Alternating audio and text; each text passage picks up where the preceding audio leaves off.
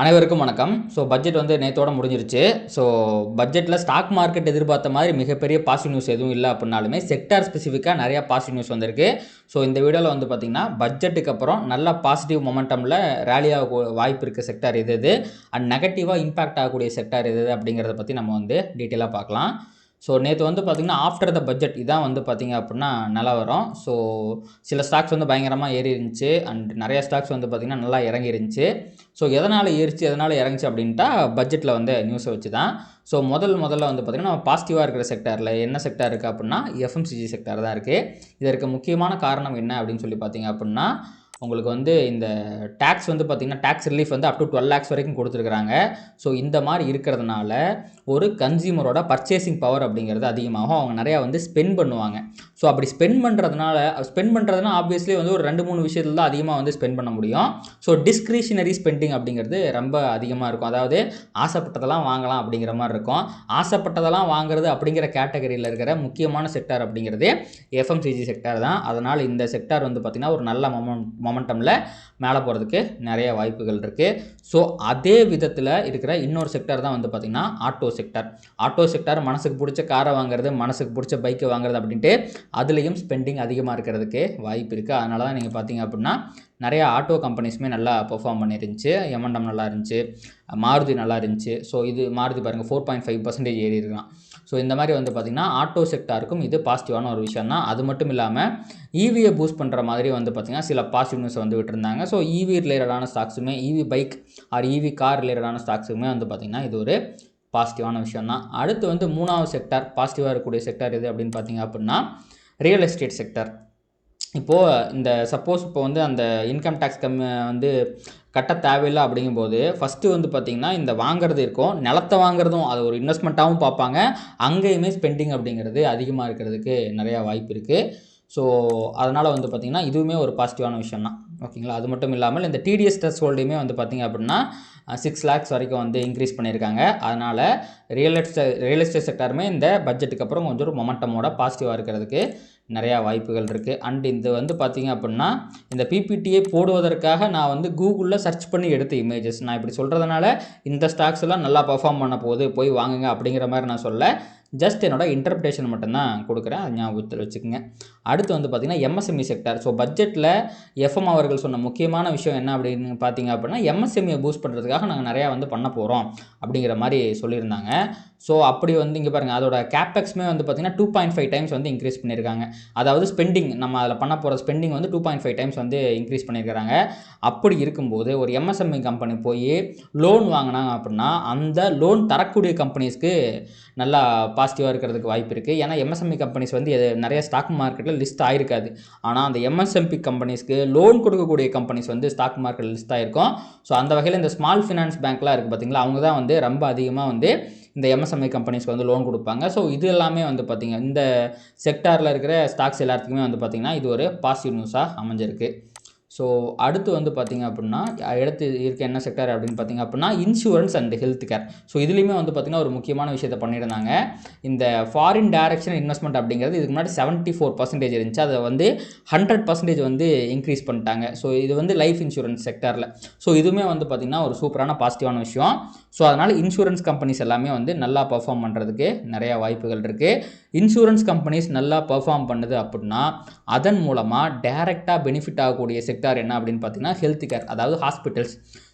இந்த நியூஸால் வந்து பார்த்திங்கன்னா இந்த இன்சூரன்ஸ் கம்பெனிஸை விட ஹாஸ்பிட்டல் கம்பெனிஸ் வந்து நல்லா பெர்ஃபார்ம் பண்ணுறதுக்கு நிறையா வாய்ப்புகள் இருக்குது. அதுவுமே வந்து ஒரு மொமெண்டமோட மேலே போகிறதுக்கு நிறையா சான்சஸ் அப்படிங்கிறது இருக்குது.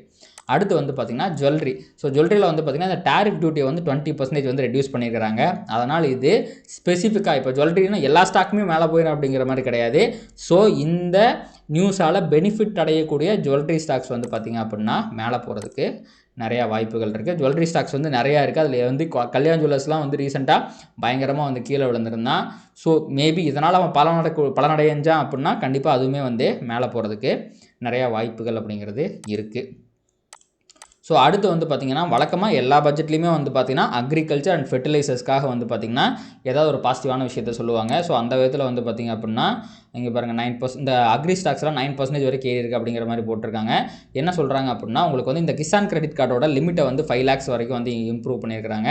அதே மாதிரி இந்த பல்சஸில் வந்து செல்ஃப் ரிலையன்ஸை வந்து அடையணும் அப்படிங்கிற மாதிரி சொல்லியிருக்கிறாங்க. அப்போது இந்த சீட் கம்பெனிஸ்லாம் வந்து நல்லா பர்ஃபார்ம் பண்ணுறதுக்கு நிறைய வாய்ப்புகள் இருக்குது. அது தவிர இந்த ஃபெர்டிலைசர்ஸ் கம்பெனிஸுமே வந்து பார்த்திங்கன்னா நல்லா பர்ஃபார்ம் பண்ணுறதுக்கு நிறைய வாய்ப்புகள் இருக்குது. ஸோ அது இப்போ வந்து அக்ரிகல்ச்சர் கம்பெனிஸ்னாலே நம்ம சீடு அண்ட் ஃபெர்டிலைசர்ஸ் மட்டும்தான் போக முடியும். அண்டு ஃபீட் கம்பெனிஸுமே வந்து போக முடியும். அவந்தி ஃபீட்லாம் இருக்குது. ஸோ இந்த மாதிரி ஸ்டாக்ஸுமே எல்லாமே வந்து பார்த்திங்க அப்படின்னா உங்களுக்கு நல்லா பெர்ஃபார்ம் பண்ணுறதுக்கு வாய்ப்பு இருக்குது உங்களுக்கு வந்து அக்ரி செக்டாரை பொறுத்த வரைக்கும். அடுத்து வந்து பார்த்திங்க அப்படின்னா டூரிசம். ஸோ டூரிசம்க்குமே வந்து பார்த்திங்க அப்படின்னா அவங்க சில நல்ல விஷயங்களை வந்து பண்ணியிருக்கிறாங்க. ஸோ டூரிசம் வந்து இந்தியாவில் வந்து இம்ப்ரூவ் பண்ணணும். அது வந்து ரொம்ப கம்மியாக இருக்குது கம்பேர்ட் டு அதர் கண்ட்ரீஸ். அதுக்கும் வந்து சில பிளான்ஸை வந்து அவங்க போட்டிருக்கிறாங்க. அந்த விதத்தில் பார்க்கும்போது ஹோட்டல் கம்பெனிஸ், டூரிசம் கம்பெனிஸ், இந்த மஹேந்திரா ஹாலிடேஸ் இந்த மாதிரி கம்பெனிஸ் எல்லாமே வந்து பார்த்திங்க அப்படின்னா ஒரு ஷார்ட் டேர்மில் அடுத்த ஒரு வருஷத்துக்கு நல்லா இருக்கிறதுக்கு நிறையா வாய்ப்புகள் இருக்குது. ஸோ இந்த பட்ஜெட்டில் வந்து பார்த்திங்க அப்படின்னா இந்த செக்டார் ஸ்பெசிஃபிக்காக சில நியூஸ் வந்தாலுமே இந்த டேக்ஸ் ரிலீஃப் அப்படிங்கிறது வந்து பார்த்திங்க அப்படின்னா கண்டிப்பாக வந்து ஒரு பாசிட்டிவான விஷயந்தான். ஸோ அந்த பாசிட்டிவான விஷயம் தான் வந்து பார்த்திங்கன்னா மோஸ்ட் ஆஃப் த செக்டார்ஸை இன்ஃப்ளூயன்ஸ் பண்ணக்கூடியது. அதை தவிர வந்து பார்த்திங்க அப்படின்னா இந்த அக்ரிகல்ச்சர் ஃபெர்டிலைசர்ஸ் பண்ணுறது, டூரிசம் பண்ணுறது எல்லாமே வந்து வழக்கமாக ஒவ்வொரு பட்ஜெட்லேயுமே சொல்கிற சாதாரணமான நியூஸ் தான். ஸோ அந்த விதத்தில் பார்க்கும்போது ரொம்ப சூப்பராக இம்பேக்ட் பண்ணக்கூடிய விஷயம்னா FMCG, auto and real estate இது மூணும் வந்து பயங்கரமான ஒரு இம்பேக்டாக ஆளாயிருக்கு மற்றதை கம்பேர் பண்ணும்போது. அடுத்து வந்து பார்த்திங்கன்னா நெகட்டிவ் செக்டார்ஸை பற்றி நம்ம வந்து கொஞ்சம் பார்த்துடலாம். அதாவது நெகட்டிவ் செக்டார்னால் ஒரு செக்டாருக்கு நாங்கள் வந்து நெகட்டிவ் பண்ணணும் இல்லை, அதை பற்றி கண்டுக்காமல் இருந்தாலே அது வந்து நான் நெகட்டிவ் அப்படின்னு பார்க்குறேன். அந்த விதத்தில் முதல் செக்டார் என்ன அப்படின்னு சொல்லி பார்த்தீங்கன்னா ஐடி செக்டார். இப்போ வந்து பார்த்திங்கன்னா ஏஐ டெக்னாலஜி அப்படிங்கிறதான் அடுத்த ஒரு ப்ராஸ்பெக்டில் இருக்க அடுத்த ஒரு குரோத்தை நோக்கி வந்து நம்ம நாட்டோட வளர்ச்சி பாதையில் எடுத்து செல்லக்கூடிய ஒரு செக்டார் அப்படின்னா ஐடி செக்டார் தான். இப்போ டீப்சீக் விஷயத்தை கூட நீங்கள் கேள்விப்பட்டிருப்பீங்க அப்படின்னு நினைக்கிறேன். ரீசெண்டாக ChatGPTக்கு எதிராக சைனா வந்து டீப்சீக்னு ஒன்று லான்ச் பண்ணாங்க. அதனால் அமெரிக்க பொருளாதாரமே வந்து காலியாக போகுதுங்கிற லெவலுக்கு வந்து பார்த்திங்கன்னா ஸ்டாக் மார்க்கெட்லாம் கிராஷ் ஆச்சு. ஸோ அப்படி இருக்கும்போது ஆர்டிஃபிஷியல் இன்டெலிஜென்ஸுக்கு வந்து பார்த்திங்க அப்படின்னா அவங்க வந்து பெருசாக எதுவுமே பண்ணலை. அதனால் மேபி ஒரு ஸ்மால் செல்லிங் ப்ரெஷர் இங்கே வரதுக்கு வாய்ப்பு இருக்குது. ஆனால் ஒன்று மட்டும் புரிஞ்சுக்குங்க, IT sector is always a growth sector. இப்போ வந்து மார்க்கெட்டே 10% கிராஷ் ஆகிருக்கும்போது வந்து பார்த்திங்கன்னா நீங்கள் மோஸ்ட் ஆஃப் த ஐடி ஸ்டாக்ஸை பார்த்திங்க அப்படின்னா அவன் ஆல் டைம் ஹைக்கு பக்கத்தில் சுற்றிக்கிட்டு இருப்பான். ஏன்னா அது க்ரோத் செக்டர். ஸோ அதனால் வந்து பார்த்திங்கன்னா ஈவந்தோ ஆர்டிஃபிஷியல் இன்டெலிஜென்ஸுக்கு வந்து இது பெருசாக பண்ணாது. எனக்கு வந்து ஒரு நெகட்டிவாக தெரியுது. பண்ணியிருந்தால் இன்னும் நல்லா ஒரு பாசிட்டிவிட்டியாக இருந்திருக்கும் அப்படின்னு நான் நினைக்கிறேன். ஸோ அதனால் மேபி ஒரு சின்ன செல்லிங் ப்ரெஷர் வரதுக்கு வாய்ப்பு இருக்குது. பட் லாங் டேர்மில் ஐடி செக்டார் க்ரோத் செக்டார், அதை மறந்துடாதீங்க. அண்ட் பட்ஜெட்டில் முக்கியமாக அடி வாங்கின செக்டார் வந்து பார்த்திங்கன்னா ரயில்வே செக்டார் தான். பெருசாக அவங்க எதுவுமே பண்ணல. போன பட்ஜெட்டில் வந்து எவ்வளோ ஸ்பெண்ட் பண்ணாங்களோ அதே அளவுக்கான ஸ்பெண்டிங் தான் வந்து பார்த்திங்கன்னா ரயில்வே செக்டாரில் இருக்க போகுது அப்படிங்கிற மாதிரி வந்து அவங்க வந்து சொல்லியிருக்கிறாங்க. ஸோ அதன் காரணமாக ரயில்வே ஸ்டாக்ஸ்லாம் வந்து கொஞ்சம் நல்லா பர்ஃபார்ம் பண்ணாமல் போகிறதுக்கு நல்லா கொஞ்சம் கீழே போகிறதுக்கும் நிறையா வாய்ப்புகள் அப்படிங்கிறது இருக்குது. அடுத்து முக்கியமான விஷயம் வந்து பார்த்திங்கன்னா பப்ளிக் செக்டார் ஸ்டாக்ஸ். வழக்கமாக வந்து எல்லா பட்ஜெட்லேயுமே வந்து இந்த பப்ளிக் செக்டார் ஸ்டாக்ஸுக்கு வந்து கேபிட்டல் எக்ஸ்பெண்டிச்சர் வந்து அவங்க நிறையா பண்ண போகிறோம் அப்படிங்கிற மாதிரி சொல்லுவாங்க. பட் இந்த டைம் அதை சொல்லலை. அவங்க ப்ரைவேட் செக்டாருக்கு தான் நிறையா ஃபோக்கஸ் கொடுத்த மாதிரி இருந்துச்சு, நாட்டோட எக்கனாமி வந்து க்ரோ பண்ணணும் அப்படிங்கிறதுக்காக. ஸோ அதனால் வந்து பப்ளிக் செக்டார் ஸ்டாக்ஸுமே வந்து கொஞ்சம் செல்லிங் ப்ரெஷரில் போகிறதுக்கு நிறைய வாய்ப்புகள் இருக்குது. ஸோ இதுதான் வந்து பார்த்திங்கன்னா positive sectors to watch for after this budget and negative sectors. இது ரெண்டும் வந்து கண்டிப்பாக உங்களுக்கு யூஸ்ஃபுல்லாக இருந்திருக்கும் அப்படின்னு நான் நினைக்கிறேன். ஸோ இதை தவிர்த்துட்டு நம்ம பார்க்கும்போது ஓகேங்களா, ரெண்டு முக்கியமான விஷயங்கள் அப்படிங்கிறது நடந்திருக்கு. ஃபஸ்ட்டு வந்து பார்த்திங்கன்னா இந்த கேப்பெக்ஸ் டார்கெட் இதை வந்து பார்த்திங்க அப்படின்னா 10% வந்து இன்க்ரீஸ் பண்ணியிருக்கிறாங்க. கிட்டத்தட்ட 11.21 lakh crores அப்படிங்கிற மாதிரி வந்து அடுத்த ஃபினான்ஷியல் இயருக்கு வந்து அவங்க வந்து பிளான் பண்ணியிருக்காங்க. இந்த கேப்பெக்ஸ்னால் என்ன அப்படின்னு பார்த்தீங்கன்னா கேபிட்டல் எக்ஸ்பெண்டிச்சர். இப்போ நம்மக்கிட்ட வரி பணத்தை வாங்குறாங்கல்ல, அதை வந்து இந்தியாவில் ரோடு போடுறதாகட்டும், ரயில்வே போடுறதாகட்டும், ஸோ இன்ஃப்ராஸ்ட்ரக்சரை டெவலப் பண்ணுறதுக்காக, தொழில் வாய்ப்புகளை இன்க்ரீஸ் பண்ணுறதுக்காக கவர்மெண்ட் வந்து ஒவ்வொரு வருஷமும் ஸ்பெண்ட் பண்ணும். ஸோ அந்த ஸ்பெண்டிங் அப்படிங்கிறது 10% இன்க்ரீஸ் ஆகி ரெக்கார்ட் ஹையில் வந்து பார்த்திங்க அப்படின்னா இது இருக்குது. ஸோ இது வந்து பார்த்திங்க அப்படின்னா கண்டிப்பாக வந்து ஒரு பாசிட்டிவான விஷயந்தான். ஏன்னா இப்போ வந்து இந்த இன்ஃப்ராஸ்ட்ரக்சர் அதிகமாகுது, வேலைவாய்ப்புகள் அதிகமாகுது அப்படின்னா ஃபாரின் இன்வெஸ்ட்மெண்ட்லாம் இங்கே வரதுக்கு நிறைய வாய்ப்புகள் இருக்குது. அந்நிய முதலீட்டாளர்கள் நம்ம நாட்டுக்குள்ளே வர கண்டிப்பாக வளர்ச்சி அப்படிங்கிறது இருக்கும். ஸோ அந்த வகையில் இதுவுமே வந்து பார்த்திங்கன்னா ஒரு பாசிட்டிவான விஷயந்தான். அதை தாண்டி இந்த பட்ஜெட்டில் இருக்கிற பாசிட்டிவான விஷயம் என்ன அப்படின்னு பார்த்திங்க அப்படின்னா இந்த ஃபிஸ்கல் டெஃபிசிட் வந்து பார்த்திங்க அப்படின்னா இந்த 4.4 அப்படிங்கிற மாதிரி வந்து கம்மி பண்ணியிருக்கிறாங்க. ஃபிஸ்கல் டெஃபிசிட் அப்படின்னா இப்போது ஒவ்வொரு நாடுமே வந்து பார்த்திங்கன்னா கடன் வாங்கும். மற்ற உலக நாடுகள்கிட்ட உலக வங்கிகள்கிட்ட வந்து பார்த்திங்கன்னா கடன் வாங்கும்.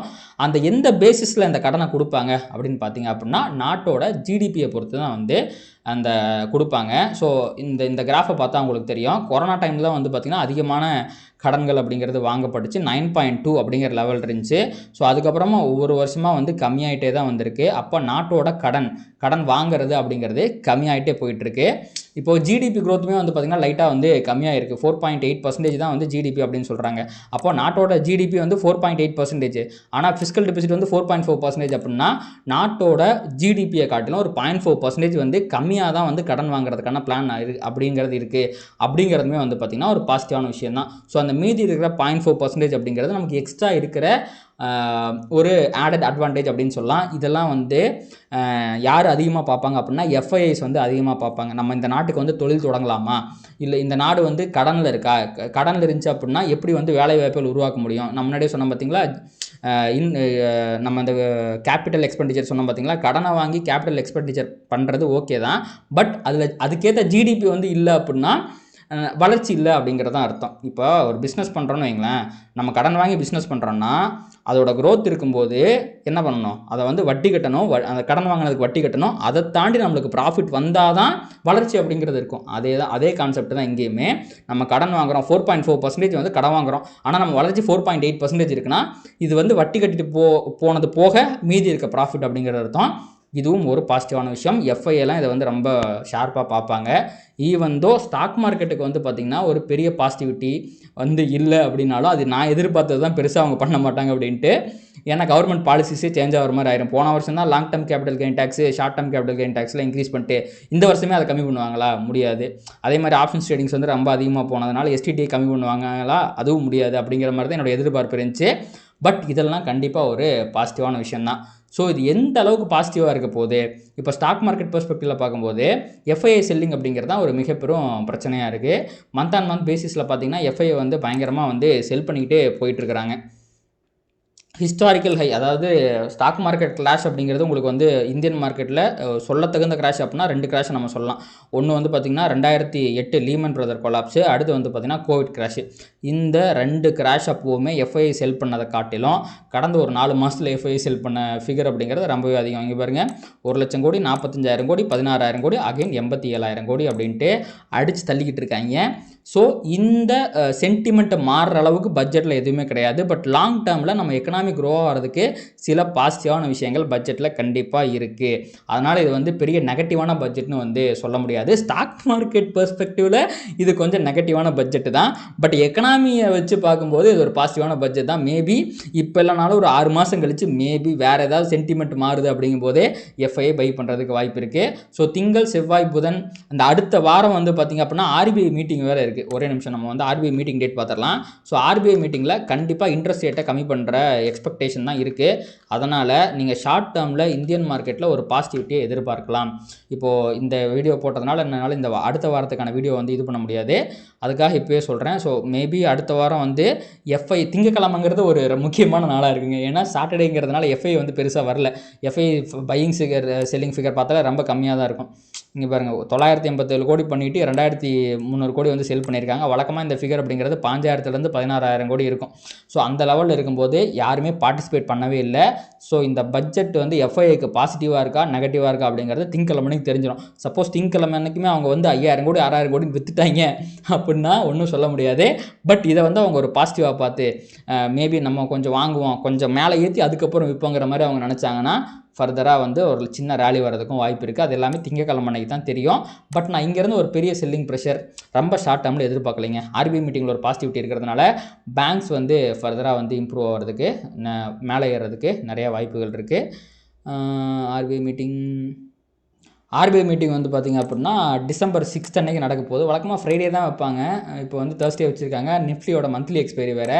ஸோ இந்த இடத்துல ஒரு பாசிட்டிவ் நியூஸ் எக்ஸ்பெக்ட் பண்ணும்போது மார்க்கெட் ஷார்ட் டேர்மில் பேஸ்ட் ஆன் திங்கக்கிழமை அன்னைக்கு எஃப்ஐஐ வந்து செல் பண்ணாமல் இருக்கிறாங்களா அப்படிங்கிறத பொறுத்து லைட்டாக மேலே போகிறதுக்கும் வாய்ப்பு இருக்குது. ஸோ ஓவராலாக பார்க்கும்போது ரொம்ப மோசமான பட்ஜெட்னு கிரிட்டிசைஸ் பண்ண முடியாது. ஓரளவுக்கு வந்து நிறைய செக்டாருக்கு பாசிட்டிவாக கொடுத்துருக்காங்க. முக்கியமாக இந்த இன்கம் டேக்ஸ் வந்து இன்க்ரீஸ், அந்த ஸ்லாபை வந்து இன்க்ரீஸ் பண்ணது கண்டிப்பாக ஒரு பாசிட்டிவான விஷயமா பார்க்கப்படுது. ஸோ ஃபர்தராக என்ன ஆக போகுது, எப்படி இருக்க போகுது அப்படிங்கிறத தொடர்ந்து நம்ம பேசுவோம். சப்போஸ் இந்த கண்டென்ட்லாம் உங்களுக்கு பிடிச்சிருக்கு, இந்த மாதிரி நிறைய கண்டென்ட் பார்க்கணும் அப்படின்னா நம்ம சேனலையும் சப்ஸ்கிரைப் பண்ணி வச்சுக்கோங்க. இது போன்ற மற்றும் ஒரு சூப்பரான வீடியோட உங்களை வந்து சந்திக்கிறேன். நன்றி, வணக்கம்.